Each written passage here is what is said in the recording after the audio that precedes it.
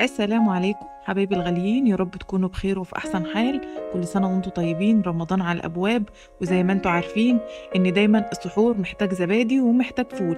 المرة اللي فاتت في الفيديو اللي فات عملنا مع بعض الزبادي وكان ممتاز جدا وبطريقة سهلة وبسيطة. والنهاردة إن شاء الله هنعمل مع بعض الفول المدمس بطريقة سهلة جدا وبسيطة وبدون افتكاسات، وهيطلع معاكي ممتاز وأحسن من المطاعم 100 مرة. الفول بتاعنا دايب زي الزبدة، حاجة كده ممتازة، طعمه حلو قوي وكمان سهل وبسيط. ما خدش مننا ساعتين او ساعتين ونص وكان جاهز. الفول بتاعنا نضيف، معمول في البيت، طعمه مميز. عملناه على طريقة أحسن المطاعم وكمان أنضفهم. أهم حاجة تابع معايا الفيديو للآخر عشان ما ينقصكيش أو يفوتك أي حاجة، ولايك للفيديو بتاع النهاردة وكمان اشتراك في القناة. سمي الله كده. معايا نص كيلو فول بلدي، الحبة اللي هي المتوسطة، لا كبيرة قوي ولا صغيرة قوي. نقناه او شلنا منه اي زوايد تكون مش محتاجينها او تكون مش مستحبة. وكمان نقعناه لمدة ليلة كاملة، يعني 12 ساعة او 24 ساعة علشان الفول بتاعك يستوى معاكي بسهولة جدا. المية اللي احنا نقعنا فيها الفول كانت مية عادية خالص من الحنفية، مش محتاجة اي حاجة. اول حاجة هتنضفيه من اي شوائب موجودة فيه، وهتغسليه غسلة حلوة، وتبدأي ان انت تنقعيه ليلة كاملة. هنيجي هنا انا هشتغل في حلة ستانلس. عندك الفوالة اشتغلي فيها، المتاح عندك اشتغلي فيه، بس اهم حاجة تكون الحاجة اللي معاكي نظيفة وتكون واسعة شوية علشان يقدر ياخد وقته او براحه في السوا. معايا 4 معالق كبار من العدس الاصفر البلدي بتاعنا، مغسولين وما نقعناهمش كتير قوي، لا حوالي 5 دقايق كده وصفناهم من المية بتاعتهم. وهننزل عليهم بالفول. الأربع معالق دول هنقول حوالي 30 جرام. هنبدأ نقلبهم في الفول بتاعنا. وكمان معايا برضك 40 جرام أو 30 جرام فول، اللي هو الفول المدشوش بتاع الطعمية. غسلناه ونقعناه لمدة 5 دقايق وهنقلبه في الفول بتاعنا. المية اللي احنا هننزل بيها، هننزل بلترين مية مش مغلية، مية سخنة علشان تسهل علينا عملية التسوية بتاعة الفول. وعلشان أهم حاجة برضك، ودي خطوة مهمة، إن الفول بتاعنا ما يسودش بسرعة. معايا حاجة بسيطة خالص، ربع معلقة من البابريكا، وكمان ربع معلقة من الكركم أو الكاري، المتاح عندك في الاتنين استخدميه علشان يدي للفول بتاعنا لون حلو كده وطعمه ممتاز. أنا هشتغل في حلة ستانلس، فهضيف نص ليمونة، وده اختياري، بس أهم حاجة تضيفيها علشان هتطلع معاكي، عشان أول حاجة تسرع عملية التسوية بتاعة الفول ومش هتفرق في طعمه، وكمان علشان الحلة بتاعتنا ما تسودش. وأنا استخدمت حلة ستانلس هتسرع معايا عملية تسوية الفول.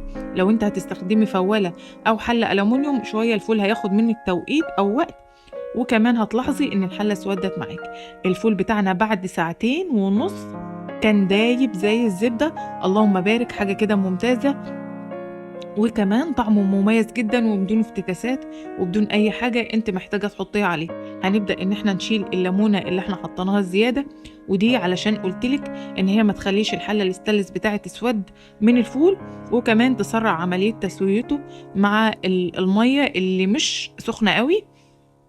ولاحظ الخطوة دي، معايا معلقتين مية اضيف فيهم معلقة دقيق، وده للقوام بتاع الفول.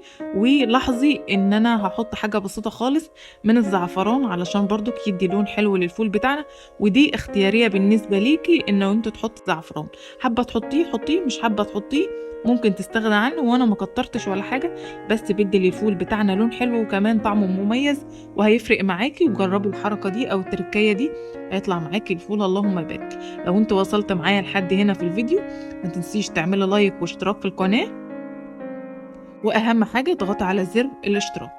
الفول بتاعنا بعد ما خلاص استوى طفينا عليه النار، الفول بتاعنا ما بردش، انا اشتغلت فيه على طول ووريتهولكوا اول ما نزل من على النار على طول. واهم حاجة هتلاحظيها ان الفول لسه فيه السوائل بتاعته مية زي ما هي، لان الفول لسه سخن. لما الفول بتاعك يبرد هتلاحظي ان هو بدأ يتقل والسوائل بتاعته بدأت تقل وتتبخر بكل سهولة، وهيبقى معاكي ممتاز. حابة ان انتي تعيني الفول زي ما هو الحبايه بحبتها كده، تمام، مفيش مشكله.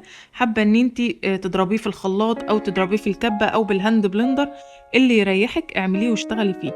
اهم حاجه ان الفول بتاعنا ما خدش وقت تسويه كتير، لان احنا نقعناه وقت ممتاز جدا. انا نقعته حوالي 24 ساعه، لو انت حابه تنقعيه 12 ساعه مفيش مشكله. الميه اللي انا نقعته فيها كانت ميه عاديه جدا، مش محتاج اي حاجه. زي ما قلت لك، عندك فواله اشتغلي فيها، عندك حله عندك حلة ألمونيوم اشتغلي فيها وهيطلع معاكي الفول اللهم بارك زي ما انت شايفة. وكل ما الفول بيبرد بيتقل معاكي وبيبقى ممتاز. النص كيلو ما شاء الله طلع معانا كمية حلوة وكمية ممتازة، طعمه حلو قوي. تقدري تعمليه بأي طعم، تقدري تعمليه بالطحينة، بالثوم، بالطماطم، بالفلفل. الطريقة اللي انت حابة تعملي بيها اعملي بيها وهيطلع معاكي ممتاز وأحسن من الشراء الجاهز 100 مرة. طريقة الحفظ: عندنا أكياس تلاجة اللي هي دي، الحجم ده موجود عند أي حد، وفي اللي هي زي الأكياس اللي هي الصغيرة اللي انت بتشتري فيها أي حاجة. دي الأكياس دي بتبقى مخصصة شوية للفول، وفي أقل منها شوية. هتقدري تعبي الكمية اللي انت محتاجاها وتشتغلي فيها أو تعينيها لوقت ما انت محتاجة. هينفع معاكي فطار في اليومين اللي احنا فيهم، وينفع معاكي سحور لأن معظم الناس دلوقتي بتصوم اتنين وخميس. فهيبقى معاكي طعمه حلو قوي، وهيبقى معاكي حلو وموفر بنسبة حلوة، ان انت مش هتشتري من بره، وكمان طعمه حلو وانت اللي عاملاه على ايدك بدون افتكاسات وبدون اي حاجه. طعم مميز، طريقه سهله وبسيطه. اتمنى ان انا اكون قلت لك كل التفاصيل اللي انت محتاجه تعرفيها. ودايما اعرفي ان كل ما تنقعي الفول او البقوليات بتديلك نتيجه افضل وطعم حلو. الطريقه سهله وبسيطه ومش محتاجه اي حاجه. اتمنى ان الفيديو بتاع النهارده يكون عجبكم. ما تنسوش لايك واشتراك في القناه. لو أول مرة تشوفوني اضغطوا على كلمة اشتراك وتفعلي زر الجرس عشان يوصلك كل جديد أنا بنزله في القناة.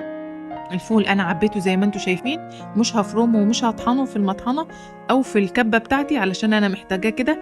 بيسهل عليا إن أنا أقدر أعمله بأطعم مميزة وكمان بطريقة سهلة. الفول دايب بيتاكل بالشوكة زي ما انتوا شايفين، وواحدة من واحدة اللهم بارك. حاجة كده سهلة وبسيطة، مش محتاج أي حاجة. وزي ما قلتلك لو انت أول مرة تشوفيني وتتابعيني اضغطي اشتراك للقناة بتاعنا، وكمان لايك للفيديو بتاع النهاردة، ودوسي على كلمة اشتراك علشان يظهر لك كل جديد أنا بنزله في القناة. اتمنى فيديوهاتي تكون سهله وبسيطه عليكم، وما بكونش بنسى اي حاجه ان انا اقدر اقولها لك تستفادي منها. انا عارفه ان حبايبي الغاليين اللي لسه اول مره يخشوا المطبخ بيواجهوا شويه مشاكل في الوصفات، بس انا بحاول ابسطها لك على قد ما انا بقدر. مشاهده ممتعه للفيديو. دمتم سالمين، والسلام عليكم ورحمه الله وبركاته.